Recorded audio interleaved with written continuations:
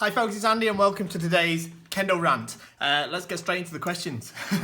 It's been a day or so since I last did one of these. I wasn't able to get one done yesterday, so I've got quite a few questions to get through. So, right, question for the show. I recently sent a video of my 4th Dan examination to an 8th Dan Sensei I admire a lot, and he replied to me with some advice. How would you have any advice for non-Japanese people who want to develop a relationship with a Japanese Sensei? Okay. What you're doing is great, of course.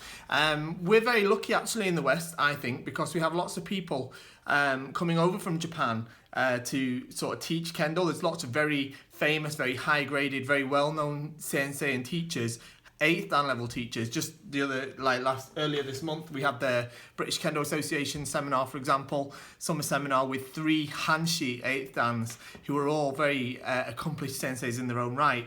They're the sort of people that if you live in Japan, you don't get to practice with very often. They're not sort of easily accessible, but we're very lucky that they come over and teach us. So how do you develop a relationship with Japanese sensei? Well, the easiest way is to go to Japan and meet some, and then you can build a relationship going forward. Obviously they come and visit us as well sometimes, so do your best that way. I'd also recommend studying some Japanese because that will help a lot in communication, but otherwise it's just a case of putting in effort from sort of your part, to be honest, and just making sure that, like you say, you're keeping in touch by email, sending them a video or something like that, and hopefully if you've found a kind person that's willing to help you, they'll be happy to respond. Just like you have. You've got. Okay, next one. Right, this is a good one. Hi Andy, there's a lot for your educational content. Thank you very much. I have a quick question. This might sound like a silly one. No, it won't. The only silly questions are the ones that you don't ask. It happened quite a number of times that I've watched videos or spectated a Shiai match that went on for longer than average due to the competitors being pretty equal in skill level. Yeah, it happens a lot. It kind of seems like the Shimpan get tired of it in a way, lower their standards for Ippon, and a strike that seems slightly inferior to ones before it ends up being deciding strike. It ends up being the deciding strike and gets awarded Ippon, thus ending the match. Find it hard to believe that something as trivial as this would be a reason. But is it a thing? My question is, are the standards for awarding an Ippon different depending on the region, rank and skill level of the Kendoka? And can they be subjective depending on the Shimpan? Also, if the Shimpan C1 competitor is noticeably more skilled than the opponent, they are more likely to be subjective and award Ippon for a strike that wouldn't quite be Ippon worthy if the competitors were of equal skill. Thanks a lot for your content and keep up the work. Okay, this is a good one. I'm a bit worried I'm gonna start another fire with this, like I did with the Kendo sword fighting thing. But okay, first off, all Shimpan decisions are subjective. They're all subjective. There isn't an objective criteria for Shimpan. We do have the criteria for Yuko Datotsu set down in stone, but it very clearly says, based on the experience of the Shimpan, that the decisions are made. So the decisions by Shimpan, by their nature, are subjective. And that's why we use humans to do it, and we don't use electronic scoring or anything like that. And we don't use video replays. So yeah, by their nature, they vary depending on the region, the rank and skill level of the Shimpan, as well as the Kendoka. Now, I've refereed Shiai at lots of different levels. I did a lot of refereeing of kids Shiai in Japan, all right, of junior Shiai, and that's anything from kids aged like 5 and 6 years old up to kids like 18 years old. I refereed some university stuff and some adult stuff as well. And yes, you have to change, but slightly alter the bar. Let's say set the bar at a different level depending on the skill level of the competitors. So if I'm judging 2 kids that are 6 years old, 7 years old, then yeah, I mean the criteria for Yuko Datotsu has to be somewhat lower than it would be if I was judging somebody who's 18 years old and had been practicing Kendo for a very long time. Otherwise, no one's going to score any points. They're just going to sort of flail at each other. and it's not going to be an interesting shiai. It's not going to be a good learning experience for the kids involved either, or for the people involved if they are lower graded. So yeah, I definitely think that there is an element of adjusting the bar of the Yuko Datotsu depending on the level of the competitors. I do think that's important. And in terms of in Encho, when it's been dragged on for a long time and they're waiting, and sometimes it does feel like they give points that they wouldn't have given earlier in the match just because they want the match to be over, or it's drawn out for a long time. And I've even heard that used as an excuse by people that have refereed and said, well, I wouldn't normally give it, but it was a really long Encho. And to be honest, I don't really agree with that stance. I don't think that the criteria of Yuko Datotsu should be shifted based on the duration of the match. I certainly don't think that, but I do realise that sometimes it can't be helped, sometimes it does happen. So it's at the same time, nobody wants a match that's going on for an hour and a half. But even with two competitors that are very, very high level in skill, we shouldn't be waiting for the even if they're not high level in skill, if they're in a similar level in skill, we shouldn't be waiting for the Shimpan standard to drop. We should be waiting for one of the competitors to make a mistake that the other competitor can capitalize on, and therefore achieve a valid Yuko Datotsu. I personally think that that's a better way to Shimpan than adjusting the criteria for Yuko Datotsu based on the duration of the match. Based on the skill of the players, however, I think it's a slightly different thing, because then you could have somebody that's, that you could leave them fighting each other for hours on end and they never make a point if you judge them at the same level as you would somebody who's a much higher grade. Okay, so that's my take on that. Thanks for the videos, very informative. Thank you very much for watching them. Do you intend on progressing to the point where you will challenge for 8th Dan? Is it true that there's never been awarded to a non-Japanese person? Thanks again. No, it's not true that it's never been awarded to a non-Japanese person. There's several non-Japanese people that have been awarded 8th Dan. In terms of, I'll go back to that in a second. Yes, of course, I intend to challenge for 8th Dan when I'm ready for it. It'll be another 15 years or something, I think, before I'm able to. But no, I'm certainly intending to try for it. I hope that by the time I'm trying for it, there'll be more people who have had a similar Kendo career to myself that'll have already achieved the grade. But we'll see. But of course, I'll certainly try it. Whether I'll guess it or not, I don't know. But that's not really the point in a lot of ways. There are several non-Japanese people. Somebody's actually commented about Kishikawa Sensei, who I think is originally from Brazil, who passed the 8th Dan. I remember when that happened. It was very big, a big story in the Kendo world. But there's been several people from South Korea that have passed. Some of them passed in Korea. Some of them passed in Japan too. There's even an Korean 8th Dan championships. So, and I think as well, I think there's at least 1 or 2 people in Taiwan that have got 8th Dan also. So there definitely are other ones. I don't know everybody's individual Kendo history, but I do know that there are some 8th Dans from Korea who did pass the exam in Japan.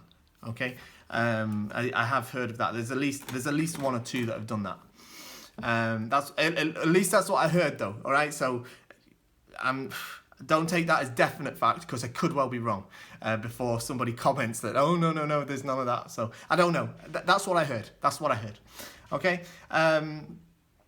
I personally seen one case of Takeshi in the 2015 Asia Open final between Singapore and Korea, 11-minute mark, and there's a link to the video. Okay, I watched the video and that was pretty shocking.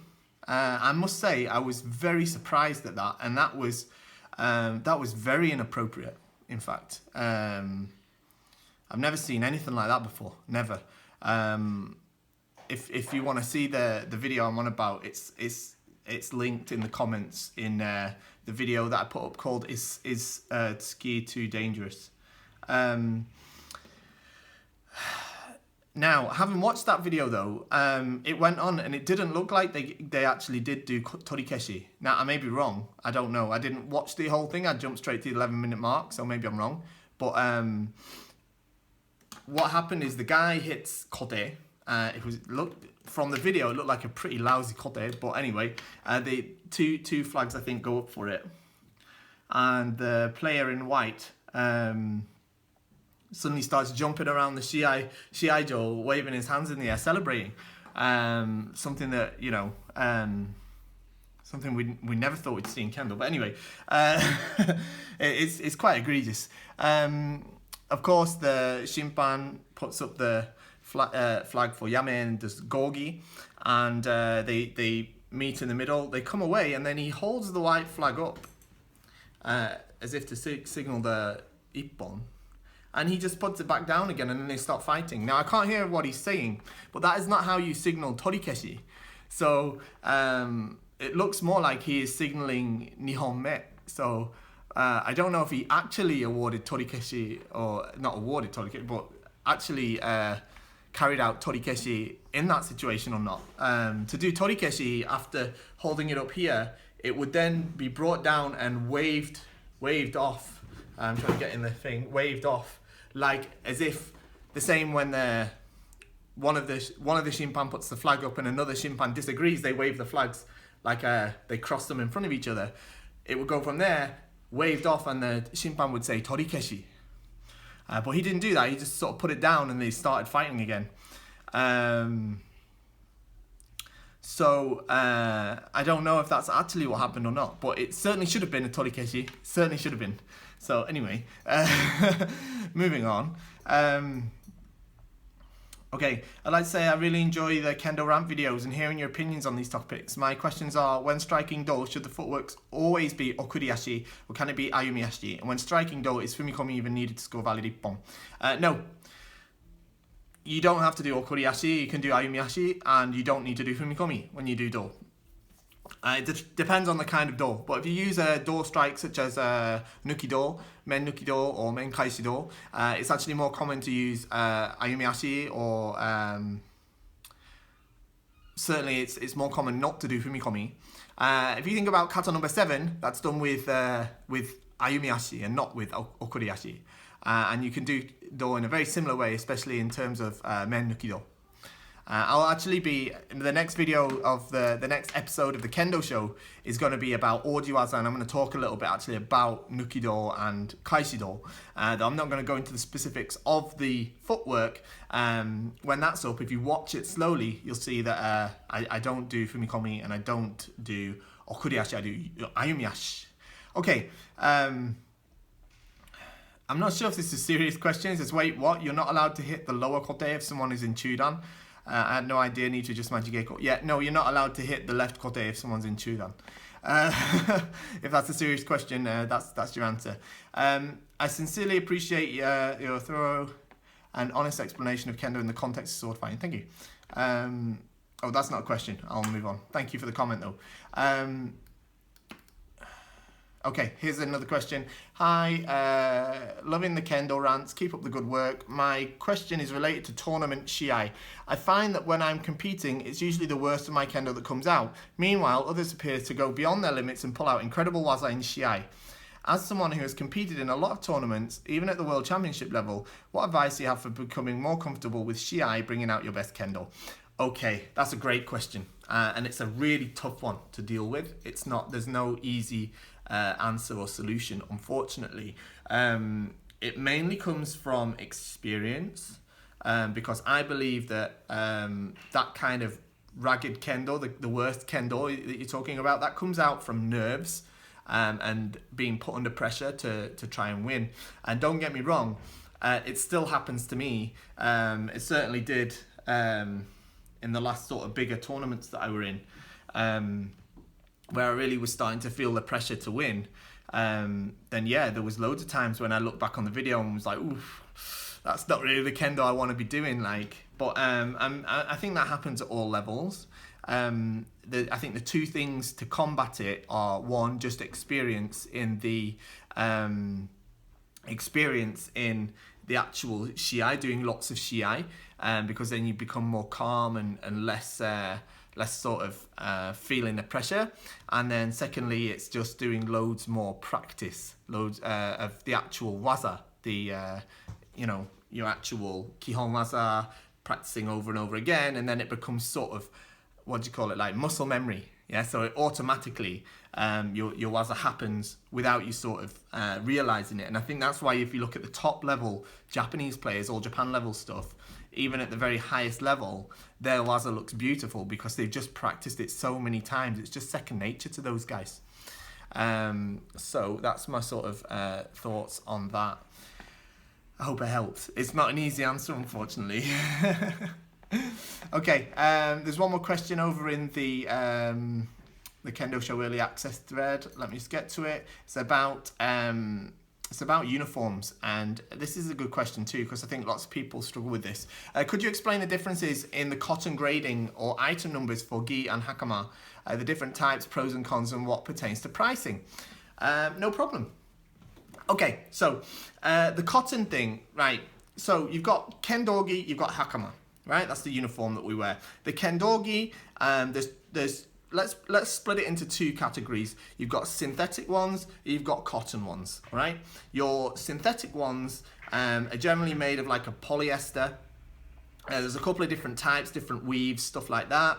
And then you've got cotton ones. Now the cotton ones generally come in two types as well. There's usually single layer and there's double layer.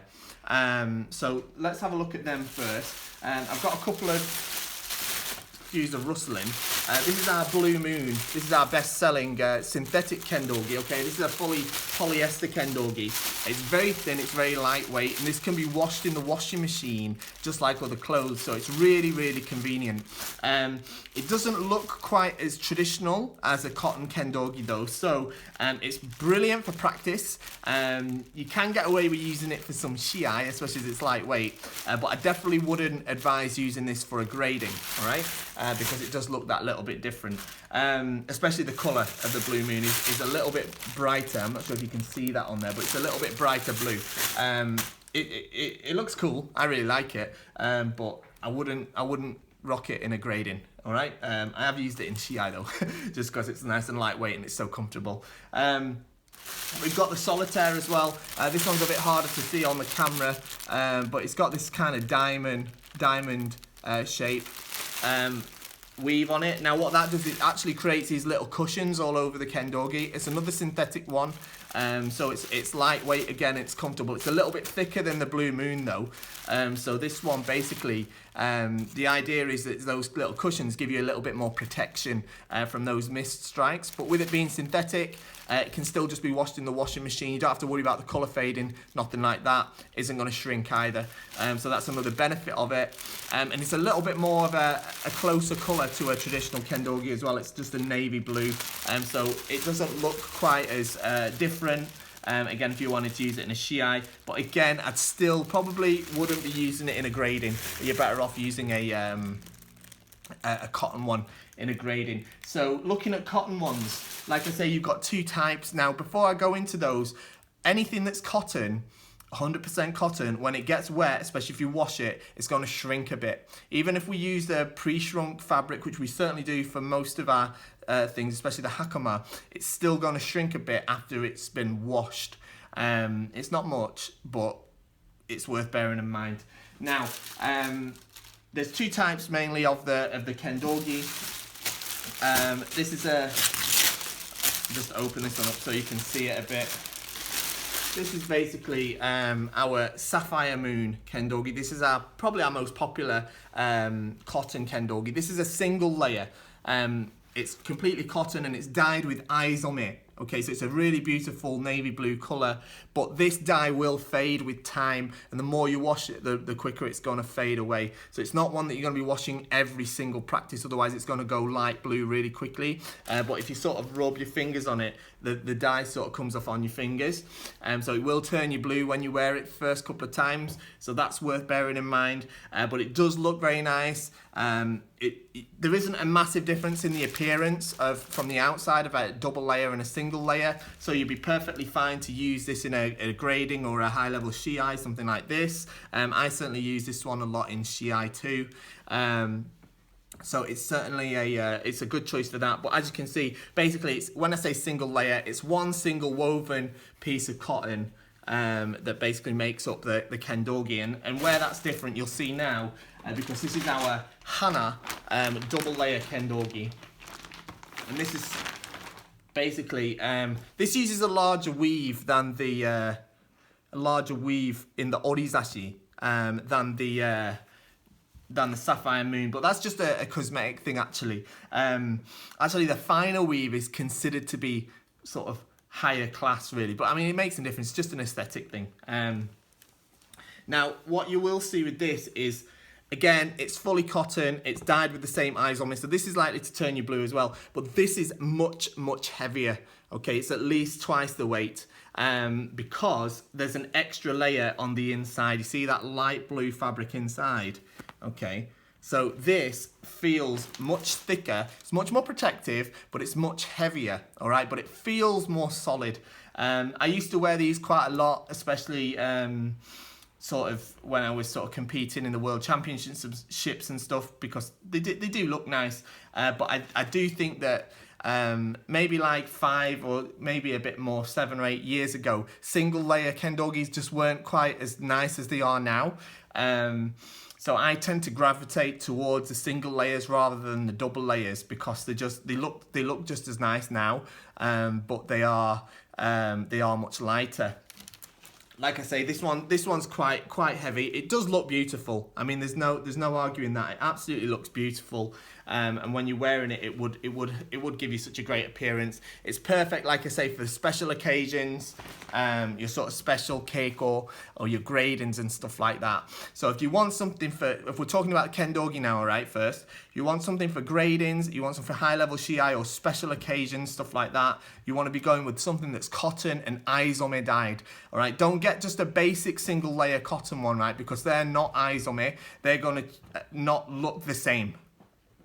All right, if you want something that looks nice. Like I say, the Sapphire Moon's a great choice, and the Hana is also a great choice if you don't mind a little bit of extra weight, okay? Talking about hakama. Now, the hakama, that's where this thread count comes in, all right? So you see this kind of, it's a hashtag and then it's a number after it, usually like 5,000, 6,000, 7,000, 8,000, 10,000, or there's the 9,000, the Hana Hakama is actually 9,000, 10,000, 12,000, stuff like that. What that is I mean, I'm not going to get well into it because I'm not a super expert in textiles, but what I do know is that number refers to the number of cotton threads that are used to make up the weave of the cotton, all right? So the higher that number, the more threads there are per inch in the actual fabric that makes up the hakama. All right, so if you imagine that you've got all these threads and they're sort of interlocking, aren't they, to make the weave, the more of them jammed into that space makes the fabric somewhat denser, all right? So one, that makes it heavier, it makes it a little bit stiffer, and it makes it hold the pleats better, but also, it means that when it does get wet, like I said, any of those cotton things, they do kind of shrink. It means that it shrinks less, all right? Because it's got so much packed into that space, it hasn't got much room to shrink, yeah? So, like I say, I'll just recap there. The heavier it is, the higher the number is, the heavier it is. It will hold the pleats a little bit better. It won't dry as quickly. It will basically shrink less, and it'll have an overall nicer appearance, generally, okay? If you have a lower number like the 5,000, we've got the Taka 5,000, they're really lightweight, and they do look really great. But you do have to make sure you fold them up really nicely after practice, otherwise the pleats tend to not hold quite as nicely as they would in something like the 9,000 Hana, for example. So that's worth bearing in mind. And also, because it's only a 5,000 mix, it's very, very lightweight, like I said, but it will it will shrink a little bit more, all right, once you've washed it, all right? So you have to bear that in mind. It's only a couple of centimeters though, it's not a massive amount. So it's not like it shrinks like this much, it's like this much, all right? So bear that in mind too.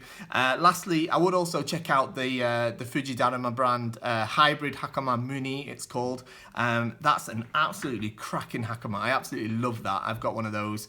Probably what I'm going to use in my 6th dan. It's basically an 8,000 mixed hakama, but it's only, I think it's like 65% cotton, and then the rest is 35% polyester or something. It could be the other way around, can't remember off the top of my head. But basically it's mixed between cotton and polyester, so you get that look of a beautiful cotton hakama, but it feels light and comfortable and really sort of smooth and flexible like a polyester hakama. I absolutely love that hakama, so that's definitely one to sort of look for as well. Okay, so if you're looking for something just for training, easy to care for, easy to wash, quick drying, get a synthetic one, synthetic hakama. We've actually got some interesting new synthetic hakamas coming soon, and a synthetic kendogi. You'll definitely appreciate that in the sort of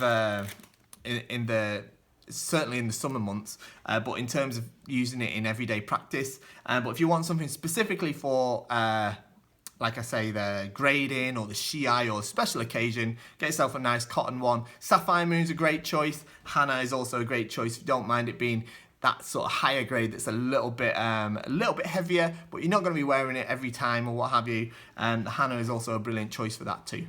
Okay, so I think that pretty much covers everything I've got for today anyway. Again, it's been quite a longer video, but I hope I've answered those questions.